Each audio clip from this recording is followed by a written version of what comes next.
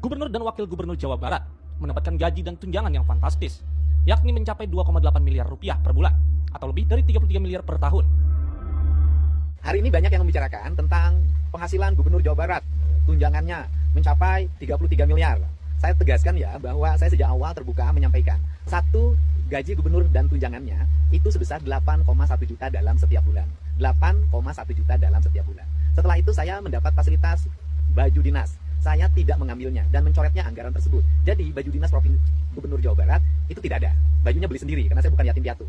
Kemudian mobil dinas saya tidak mengambilnya. Kemudian yang berikutnya ada lagi yaitu anggaran perjalanan dinas. Sebelum saya menjabat, gubernur yang terdahulu anggaran dinasnya per tahun 1,5 miliar. Kemudian setelah saya menjabat, saya turunkan menjadi 750 juta. Dan sekarang di perubahan APBD tahun 2025, anggaran perjalanan dinasnya diturunkan lagi 100 juta. Jadi dalam setahun saya menggunakan anggaran perjalanan dinas itu 100 juta dan sekarang baru habis 74 juta. Jadi sisanya mungkin untuk bulan September, Oktober, November, dan Desember.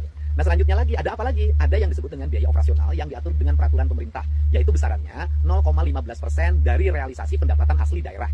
Nah, diperkirakan APBD Provinsi Jawa Barat 15% realisasi pendapatan asli daerah itu sekitar 28 miliar.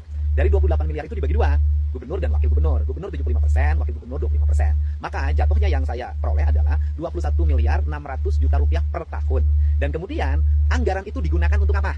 Anggaran itu saya gunakan semuanya untuk belanja kepentingan rakyat. Satu, ada orang sakit di rumah sakit, saya bayarin. Ada orang sakit tidak punya biaya operasional selama keluarganya sakit di rumah sakit, biaya angkutannya saya bayarin. Ada sekolah-sekolah yang perlu tambahan untuk ngecat, saya beli. Kemudian ada orang yang rumahnya roboh, saya kasih.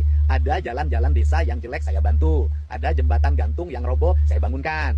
Dan berbagai kegiatan sosial lainnya yang dalam setiap waktu saya lakukan. Dan setiap hari juga ada antrian orang yang antri ke Lembur Pakuan.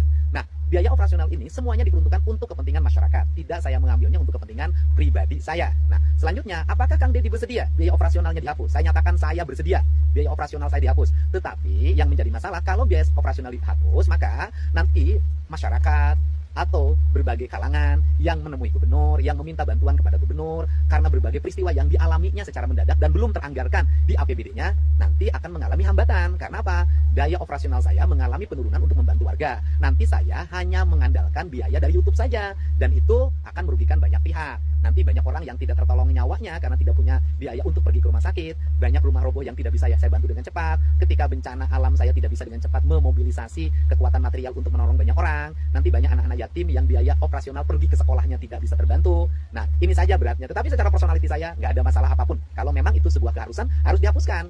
Nah, tetapi yang akan dirugikan bukan saya dan keluarga. Yang akan dirugikan adalah masyarakat yang semestinya mendapat bantuan, nanti akan mengalami hambatan. Karena